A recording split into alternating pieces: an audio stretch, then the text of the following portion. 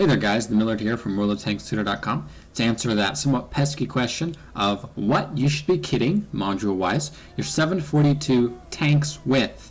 There's a lot of different opinions on this, and I'm going to go ahead and share mine. Now you may disagree, you may not, but regardless, feel free to let me know in the comments here and get your voice to be heard.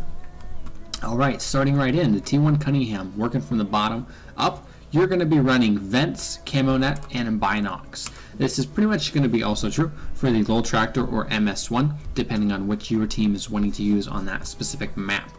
Switching over to the Pershing, you're going to be running Optics, Vert Stab, and Rammer, or if it's on a close range map where you have a lot of 1390s, you go ahead and switch out the Optics for Vents to just maximize your DPM that much more.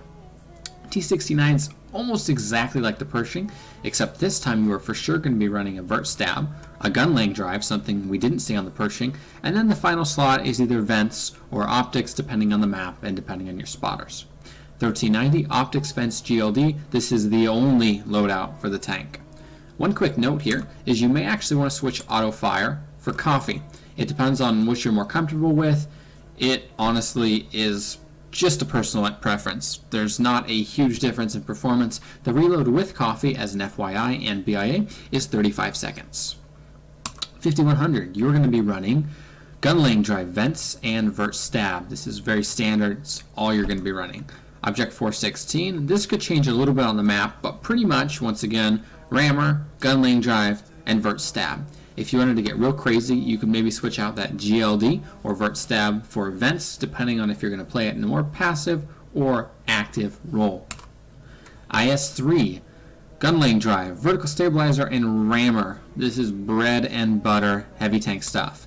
And the T110, exactly the same thing. Vert Stab, Rammer, gun laying drive.